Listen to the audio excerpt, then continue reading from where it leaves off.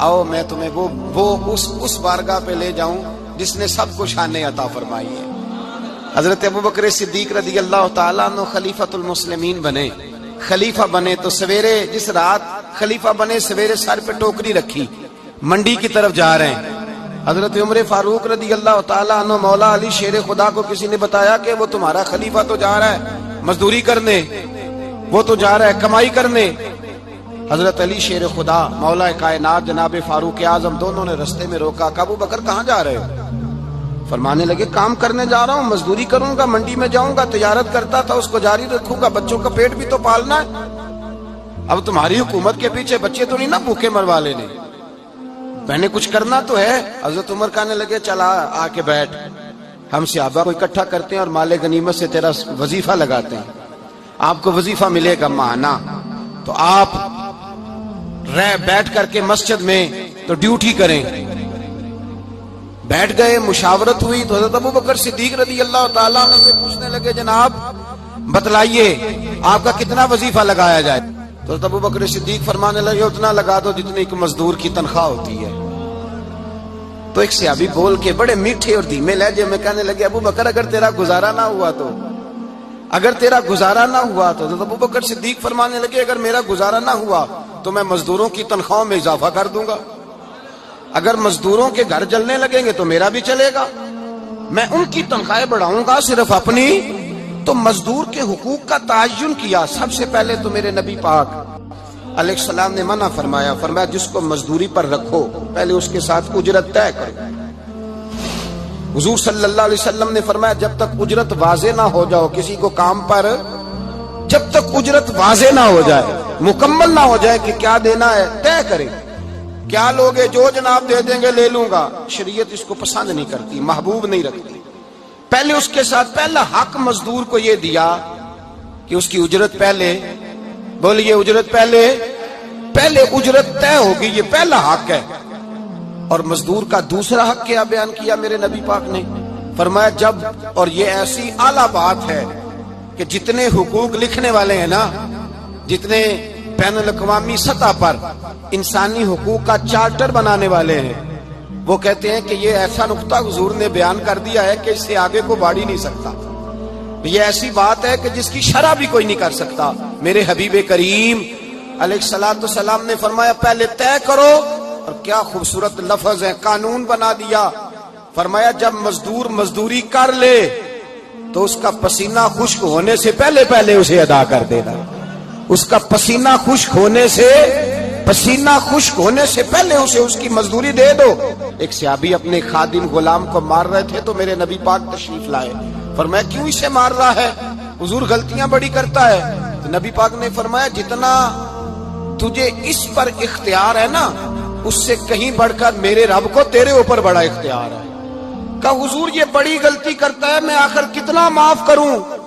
तो हुजूर ने फरमाया उतना माफ कर जितना मेरा रब तुझे माफ फरमाता है। पता है तेरी सुबह से लेकर शाम तक कितनी कोताहियां हैं। दरगुजर का हुक्म दिया, पहला हक ये दिया मजदूरी तय करो, दूसरा हक ये दिया पसीना खुश्क होने से पहले अदा करो, तीसरा हक ये दिया कि उससे दरगुजर करो, गलती हो जाए तो दरगुजर करो।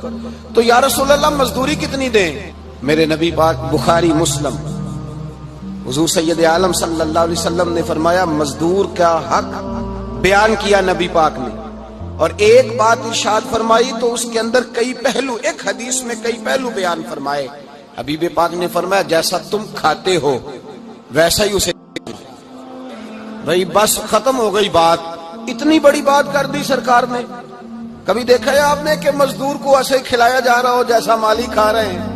हुजूर ने फरमाया भाई मजदूरों का हक ये है कि जैसा तुमने खाना है वैसा उसे खिलाना है, और फरमाया जैसा तुमने पहनना है वैसा उसे पहनाना है। और फिर मेरे हबीब करीम अलैहिस्सलातु सलाम ने इरशाद फरमाया उसकी हिम्मत से बढ़कर तुम उस पर बोझ नहीं डाल सकते, जितना काम वो कर नहीं सकता उतना तुम उसे दे नहीं सकते। और फरमाया अगर उतना काम देना है जो उसकी हिम्मत से ज्यादा है तो मैं उसके मालिक को कहता हूं वो भी उठ के मजदूर के साथ काम पे लग जाए, उठे उसके साथ काम में शरीक हो जाए। मजदूरी का भी तायुन फरमाया, और फिर उसको काम किस मिकदार का देना है। मजदूर को کس قدر زیادہ اس پر بوجھ ڈالا جائے گا یہ بھی مصطفیٰ کریم نے بیان فرمایا۔ فرمایا جو لا یکلف اللہ نفسا الا وسعها، اللہ بھی تم پر وہ بوجھ نہیں ڈالتا جو تم اٹھا نہیں سکتے، تو کسی مزدور کو تم ایسا کام نہیں بتاؤ گے۔ حضرت عثمان غنی رضی اللہ تعالیٰ عنہ ایک دن حضرت عمر فاروق سے کہنے لگے عمر بس کر دے یار، تیرے بعد بھی تو لوگوں نے خلیفہ بننا ہے، کیسے کوئی تیرے رستے پہ چلے گا؟ تو حضرت عثمان غنی سے جناب عمر کہنے لگے کیا ہو گیا؟ آپ فرمانے لگے کل میں دیکھ رہا تھا کہ لوگ باغ میں مزدوری کر رہے تھے اور آپ امیر المومنین ہو کے ان کا ہاتھ بٹا رہے تھے، ہاتھ بٹا رہے تھے۔ تو حضرت عمر کہنے لگے بوڑھے تھے، بیمار تھے، مزدوری کر رہے تھے تو پسینہ بہہ رہا تھا، کیا ہو گیا اگر تھوڑا سا میں نے ساتھ دے دیا؟ حضرت جناب سیدنا فاروق اعظم یہ لفظ کہتے ہوئے رو پڑے۔ آپ فرمانے لگے میں کسی بادشاہ کا شہزادہ نہیں، میں بھی اسی باپ کا بیٹا ہوں جو اونٹ چرا کے گزارا کیا کرتا تھا۔ میں نے آگے بڑھ کے لوگ حیثیت بھول جاتے ہیں، اپنی حیثیت بھول جاتے ہیں۔ اللہ تبارک و تعالیٰ جب کچھ عطا کرتا ہے ان کا رویہ اپنے ماتحتوں کے ساتھ اتنا سخت اور جابرانہ آمرانہ ہو جاتا ہے، اس قدر زیادہ ان کے لب و لہجے میں کڑواہٹ آ جاتی ہے، اس قدر زیادہ ان کی طبیعتوں کے اندر سختی اور غرور بھر جاتا ہے کہ وہ احساس ہی نہیں کرتے کہ جو سامنے بیٹھا ہے وہ بڑا ایک دکھی انسان ہے اور وہ تکلیف میں ہے، وہ آزمائش میں اپنے آپ کو مبتلا سمجھ رہا ہے۔ حضرت ابو ذر غفاری رضی اللہ تعالیٰ عنہ فرماتے ہیں میں اپنے ماتحتوں کے حق میں بڑا سخت تھا، سخت تھی میری طبیعت، میرے غلاموں کی جرت ہی نہیں تھی کہ وہ میرے سامنے گفتگو کر سکیں اور ٹھہر بھی سکیں۔ فرماتے ہیں جس دن میں کلمہ پڑھنے گیا، جس دن میں حضور کی بارگاہ میں، تو میں نے کہا حضور کوئی خاص نصیحت؟ تو نبی پاک نے فرمایا میری نصیحت تیرے لیے یہ ہے کہ جیسا تو نے کھانا ہے ویسا ہی غلام کو کھلانا ہے، جیسا تو نے پہننا ہے ویسا ہی غلام کو پہنانا ہے۔ حضرت ابو ذر کہتے ہیں جو میرے اندر کمی تھی وہی میرے نبی نے نصیحت کر دی، جو میرے اندر کوتاہی تھی وہی غیب جاننے والے رسول نے بتلا دی۔ فرماتے ہیں میں گھر گیا، جب میں جاتا تھا تو ملازموں کا سانس خشک ہو جاتا تھا، وہ کانپنے ہانپنے لگتے تھے کہ جانے اب یہ کیا کرے گا۔ حضرت ابو ذر غفاری فرماتے ہیں میں گیا، ایک شخص سے میں نے کہا کھانا پکاؤ، کھانا پکایا، دسترخوان پہ لگایا اور اپنے سارے ملازموں کو کہا آؤ یار میرے ساتھ بیٹھ کے روٹی کھاؤ، آؤ سارے میرے ساتھ بیٹھ کے کھانا کھاؤ۔ فرماتے ہیں انہوں نے کھانا کھایا، پھر میں ان کو بازار لے گیا، جیسے کپڑے میں پہنتا تھا ویسے ہی میں نے ان کے لیے بھی خریدے۔ فرماتے ہیں میرے غلام کہنے لگے آقا خیر تو ہے نا، خیریت تو ہے نا، کیا ہوا؟ مزاج مبارک تو ٹھیک ہے، کیا ہو گیا؟ اور یہ جو ہم فضا کو اتنا خوبصورت دیکھ رہے ہیں اور یہ جو ہم اتنی پیاری ریم جھیم برستی دیکھ رہے ہیں یہ جاری رہے گی یا ایک دن کی ہے؟ تو حضرت ابو ذر غفاری رو پڑے، کہنے لگے اب تمہیں ابو ذر غفاری بدلا ہوا ملے گا، اس لیے کہ اب میں وہ نہیں رہا، اب میں رسول اللہ کا کلمہ پڑھ کے غلام مصطفیٰ بن گیا ہوں، اب میں بدل گیا ہوں، میری طبیعت بدل گئی۔ غلاموں کے حق میں حضرت مولا علی شیر خدا غلام کو لے کر کے گئے دکان پر، حضرت مولا علی غلام کو لے کر گئے کپڑے کی دکان پر، 2 جوڑے خریدے، ایک کم قیمت کا ایک زیادہ قیمت کا، ایک کم قیمت کا ایک زیادہ قیمت کا، 2 جوڑے خریدے۔ جب واپس لوٹے تو غلام سے کہنے لگے تو اپنا لے لے۔ غلام کو پتا تھا کہ اس زمانے میں ہوتا کیا تھا، اس نے کم قیمت کا جوڑا اٹھایا۔ حضرت علی فرمانے لگے عجیب آدمی ہے، یہ تو تیرا نہیں یہ تو میرا ہے۔ اس نے کہا حضور کس طرح سے؟